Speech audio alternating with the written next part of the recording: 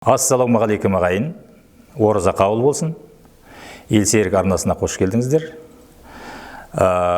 Мынау дүниеде ескіні қирату, жалпы кез келген нәрсені қирату, бұзу ол оңай болу керек. Қисын бойынша солай. Ал енді жаңа нәрсені жасау, тұрғызу ол әлбетте қымбат болады, әлбетте ол қиындау болады. Ал енді бізде бір қызық жері, мынау Алматыдағы президенттің резиденциясын, ғимаратын бұзу мәселесі қазір қоғамда көп талқы болып жатыр. Осы жөнінде мен бүгінгі тақырыпты әңгімені өрбітсем деп отырмын. Бұл жөнінде мынау Facebook желісінде бірқатар белгілі журналистер, блогерлер өздерінің пікірлерін білдірген екен. Сонымен таныса отырып әңгімені өрбітейік. Мақсат Толықбай, ұлттық арнаның белгілі жүргізушісі, журналист, бұлай деп жазады. Алматыдағы президент резиденциясын бұзуға 6 миллиард теңге қажет екен. Сөйтіп оның орнына саябақ салмақшы. 6 миллиард теңге деген не сұмдық? Бұл ақшаға бірнеше мектеп салуға болады ғой. Сүріп тастаудың құнын осыншаға бағалаған тәуелсіз бағалаушылар, тырнақшаның ішінде. Мәрт компанияның атауы да құпия. Айтайын дегенім, таныс архитектормен сөйлесіп қалдым, ол бүйдейді.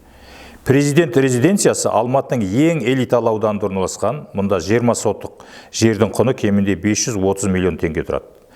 Біздегі ірі құрылыс компанияларына барып, өртенген ғимаратты тегін бұзасың, оның есесіне сол аумақтан көп қабатты тұрғын үй тұрғызуға тегін 3 гектар жер аласың.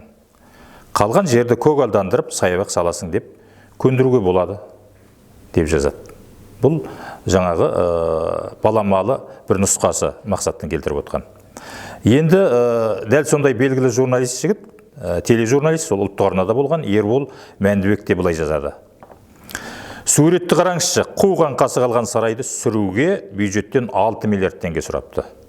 Тракторге тіркеп тартып қалсаң құлайтын 4 қабырғаға 6 миллиард бөліп, кімді ақымақ қылмақшы бұлар? Теңселіп тұрған резиденция ауылдың 6 жігіті реттеп тастайды ғой. Әрине, образын айтып отырмын.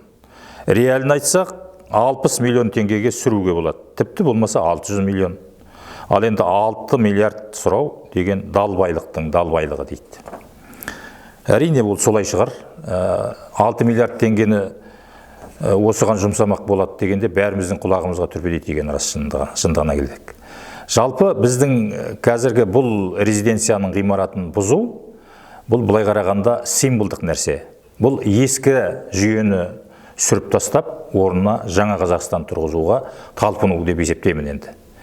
Ал енді сол сүрудің өзі қымбат болатын болса, ал енді оны тұрғызу жаңа Қазақстанды, жаңа резиденцияны, болмаса жаңа бір ғимаратты, болмаса жаңа саябақты, ол онан сайын бірнеше есе қымбат болатыны белгілі. Бірақ та біз қоғам орнатып жатырмыз. Демократиялық принципке негізделген қоғам орнатып жатырмыз. Қарапайым түрде өтірік те болса, былай айтқанда, конкурс ұйымдастыруға болады ғой. Құрметті халайық, алматылықтар, алматылық кәсіпкерлер, осы мына қаңтар оқиғасында өртенген мына ескі ғимаратты не істейміз? Қандай идея бересіздер? Және ол қаншадан қанша тұрады? Кім не істей алады деген сияқты халықтан сұрауға болады. Бұл жерде бірнеше ұтысқа жасауға болады. Біріншіден, халықтың пікірімен санасу деген бір шамалы болса да нышандық белгі болады. Оған халық, бұқара, әсіресе алматылықтар мәз болады, қуанады. Қаңтар оқиғасынан кейінгі кеудеде қатқан мұз тоң ериді. Президентке болсын, басқасына болсын. Сөйтіп қоғамда азда болса мынау әңгіме болған 16 наурызда басталған президенттің жолдауына қатысты бір жылы шырайлы көзқарас қалыптасқан болар еді. Болмаса тіпті осыны бюджеттен 6 миллиард бөлмей-ақ неге әлгі біздің олигархтардың ақшасына салмасқа, неге соларға сүргізбеске, неге солардан сұрамасқа?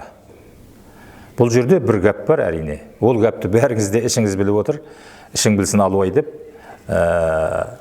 құрылысқа жұмсалатын ақшаның кемінде 30-40%, кейде 50% желінетінін білеміз. Алайым олай болмағай деп білейік. Бұл тақырыпты осымен жабайық. Елге серік болайық ағайын.